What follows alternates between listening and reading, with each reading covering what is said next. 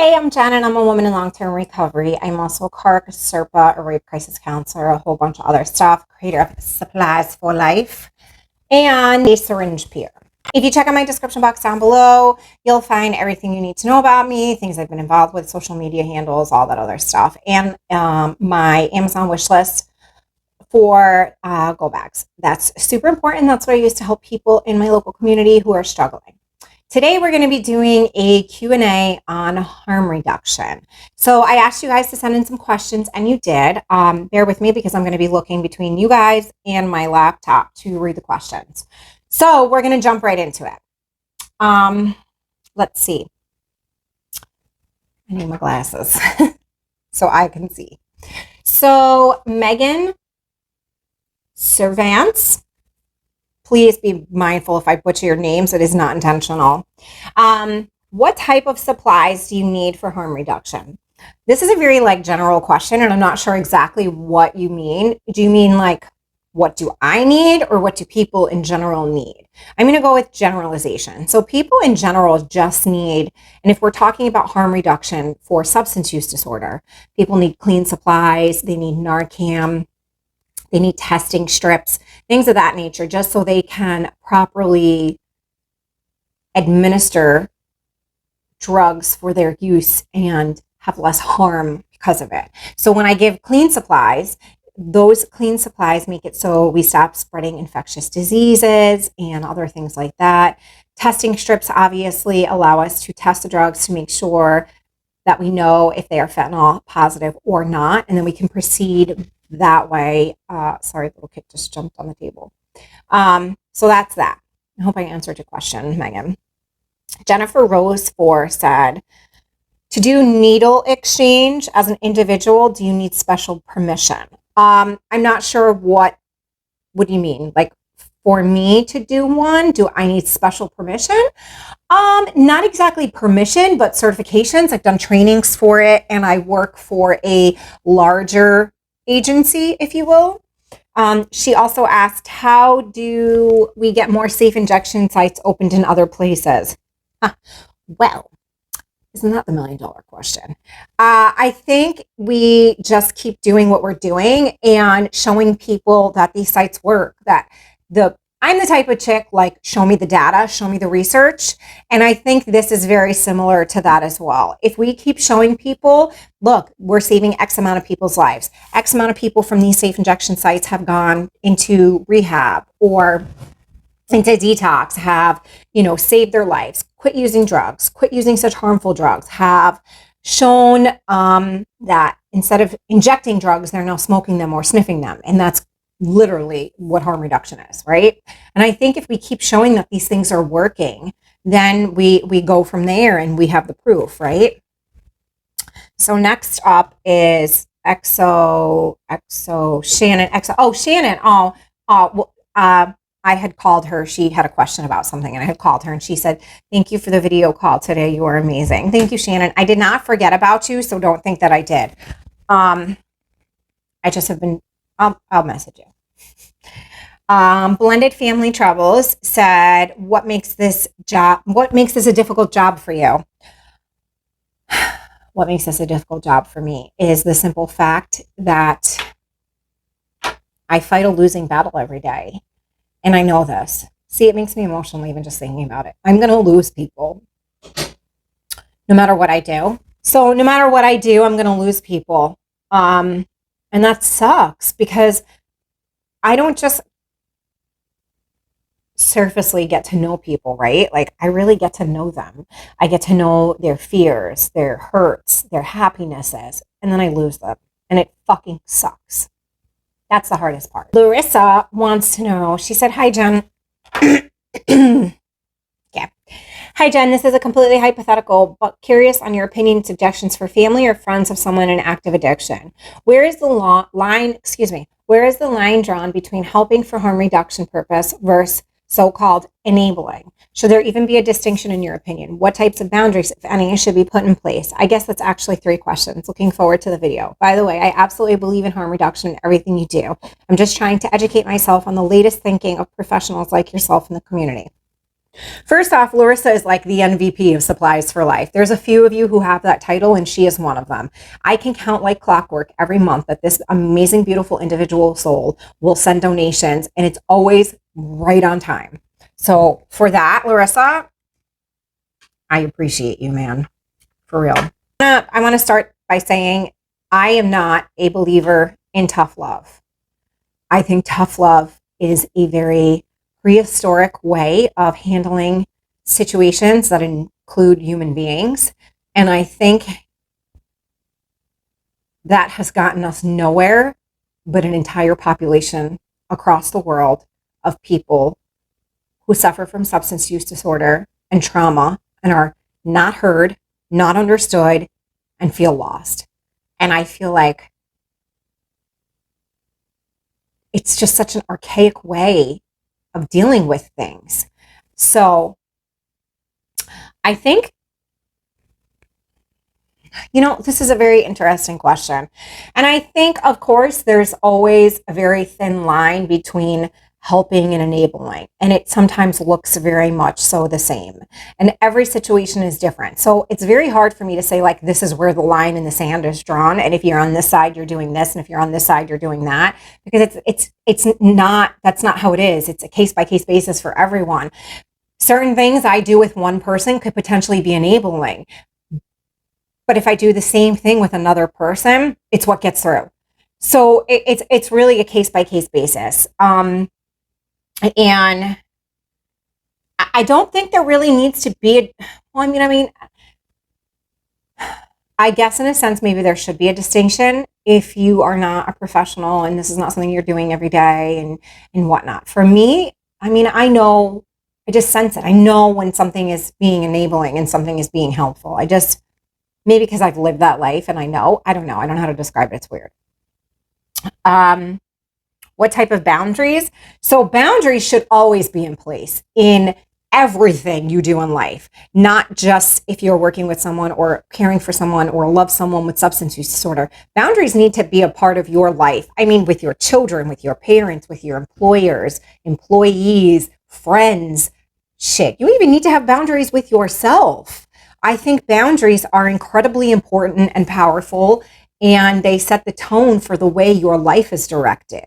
I know for me, and I said this very often, and it took me a very long time to learn this, no is a full sentence. If something is happening and I do not want to be a part of it, or I do not want to attend, I just simply say no. No is very cut and dry. I don't need to give you an explanation. I don't need to go into, well, maybe let's see what the weather is like on the second Tuesday next month. And no. Do you want, no. So I was thinking, no. No is a full sentence, and it is a very strong boundary. Let's see what is next. So Busted But Beautiful Life said, what do you think is the most important thing for people to know about harm reduction? I think the most important thing for people to know about harm reduction, well, there's so many, but one of the top ones that immediately always comes to mind is we meet people where they are at and we do not leave them behind. I have to go meet somebody 7 times in 1 week to show that they can trust me and I will be there when I say I'm going to. If I tell you apples are in your food bag, you best believe there's apples in your food bag. If I say, I'm going to have so-and-so call you, if they are unable to call you, I'm going to call you and say, listen, I know we had a phone thing set up, but this is where it's at. Because that's how we build trust. That's how we build the bridge to the better part of their life, whatever that looks like for them. It's a great question, Jess. Thank you. Zimmerman 523 said, a point of pain to focus on and let everything out. I try really hard to not cut, but I still feel this. Well, first off, thank you for being so honest and saying that. That's hard to do. You just put it out there, and I appreciate you for that and that type of just beautiful, bold honesty. You should message me. I think you should just message me, and we should go over some things in private, because a lot of that also could potentially be what is happening to make you feel that way at the moment, what is going on, and maybe I can help you with a couple of, like a plan for when that starts to feel like that. Rajit and ready. I'm totally botching that. I am super, super sorry. RAGITHANARREDDY.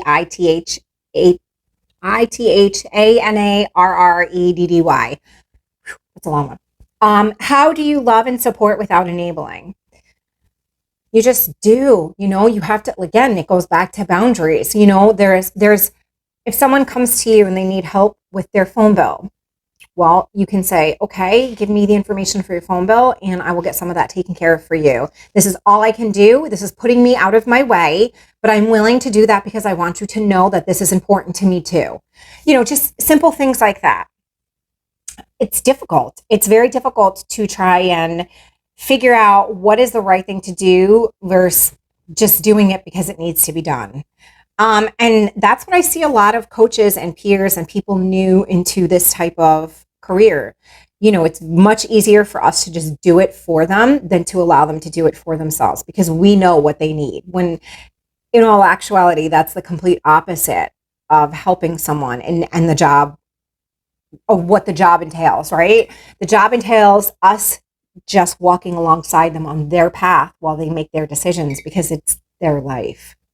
And that gets lost a lot. Let's see. Megan Servance. Is it triggering? I think she means for you. Is it triggering for you to offer clean supplies to people? No, actually, I know I get asked this a lot. It's really not. It's just another service that I offer, and it keeps it fresh for me. Like, it reminds me that I never want something so incredibly large yet so incredibly tiny to ever be such a powerful driving force in my life. I know it's weird. So Mel messaged me and said, I would love to learn more about how cold turkey detox from certain substances, heroin and alcohol, and not sure if there's others, can be very dangerous or deadly, and how harm reduction makes it safer to wean off. I know that sometimes people need medical treatment to safely detox, but I don't know enough about it to give an educated response to the people who say, well, if you just have the willpower, you can stop anytime. I think it's an important conversation important conversation because before I learned more about substance use disorder, I thought the same thing. Whew, that's a big one, girl. So yes, there are substances, benzos, alcohol, that while you are physically detoxing from them, they can actually kill you. So it's not just as simple as, hey, fuck up, take care of it, get over it, willpower. You're a wimp because you can't get through this. It's not that simple. It's not. And opiates, they make you want to kill yourself. They do. That detox, and anyone who has ever been involved in that can attest to that. That detox is fierce. The only detox that I've ever gone through that didn't make me want to rip my own legs off and beat myself in the head with was meth. And that was because I was too busy asleep and starving to death that, I didn't notice how bad my body felt. It is nothing compared to opiates. Opiates is the absolute worst detox in life, in my opinion. Opiates and alcohol. I mean, the physical distress and pain your body is in is absolutely horrible. When people say it's the flu times 10, they're not even cutting close to it. The pores on your head that your hair grow through hurt. Your hair hurts. You are sweating and freezing. You are shitting and puking. You have dry mouth. You have too much saliva. You can't sleep. All you can do is sleep. Your skin hurts. You can feel the pores in your skin. It is absolutely horrible. Horrible. And people who have that bullshit mindset that if you just had more willpower, you can quit, absolutely not. They have never experienced anything like it in their life, and I pray they never do, because obviously they are not strong enough to go through it if they had that bullshit mindset. Picky Nikki, she said, is there such thing as too much, no matter which medicine it is? Love you. So my opinion is not going to be popular opinion, because I think yes. I think doctors tend to over-medicate. I think people tend to not listen to their own bodies and listen to whatever doctors say.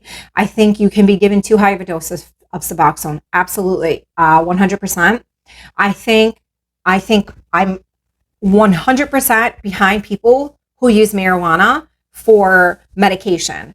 I think if you want to smoke weed, just say it. I just want to smoke weed. But if you're using it for medicinal purposes, it should be on a schedule just like a medication would. It shouldn't be at your leisure or whatnot. Unless, of course, you're using it for anxiety and things of that nature, or depression when bouts come on, and then you use it again properly. I don't think sitting home smoking all day, every day, I don't think that is using medication properly, because what happens when you really need it? And just like any medicine, like, so for me, my allergy medicine, right? Every few months I have to have it switched because it doesn't work as well because I've been taking it for so long. If you sit home and you just we'll take Suboxone for instance. If you're on 24 milligrams and you really don't need to be, you just need to be on a maintenance dose, how are you helping yourself in any way besides over-medicating yourself? I know that's not popular opinion, but I'm never going to lie and say I believe in something that I don't. I think that there is. I unfortunately, and I think as a society, we're always so quick to overprescribe, over-medicate. I mean, that's literally how the opioid epidemic started. We had people pushing medication that really was not needed at the dose and amount that it was given. And here we are, Sackler family, an addicted world, and you helped. So, you know, M. Zimmerman said, oh wait, I think this was one big question and it got split up. Hold on, let's recap. So she said, what do you do when you need a release so bad the pressure of your emotions are too intense? The pain inside doesn't have a focal point and you feel so overwhelmed and just need it. Or maybe I'm reading this backwards. So basically, she's talking about when you cut to feel better. And I feel like you need to have a plan. So this way, when those emotions and feelings come up, you know what to do and how to handle it. There's little things that you can do. Sometimes they help reposition your brain and your thinking, meaning if you feel those emotions coming on, eat a peppermint. I know it sounds silly, but there are little things to help redirect your senses and the triggers in your mind and your body. Wear a rubber band around your wrist, and when it starts coming up, snap that son of a bitch. I mean, snap it like, you can get thicker ones, whatnot. Just little things like that. I know it sounds like a temporary fix, and it is, but sometimes all we need to do is get that through that emotion in that minute. Let me see. Sarah James AF. Do you find dealing with needles on the regular triggering? No, I don't actually.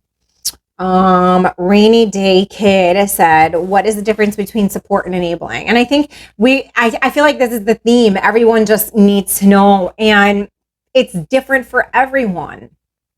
It's like very hard for me to answer that. R Star 07 said, just wanted to say, love you, Chang. You are amazing. Well, I love you too. Let's see. Tomard 53. Why don't people get it, bro? Huh. Fuck if I know. Because we are so programmed as a society to these bullshit notions of what is right and what is wrong. And we still can't see the fact that the way we've been thinking is broken and it doesn't work. Ugh, just fucking kills me. Blended family troubles. Have you ever been through clinical detox or rehab? Yes, to both. And they both suck. I'm not even gonna hold you and say rehab is this great, amazing place and I love it and I wish we could all go again. It's not. It's a place that you go because you're so sick you can't manage your own life and you need help from others.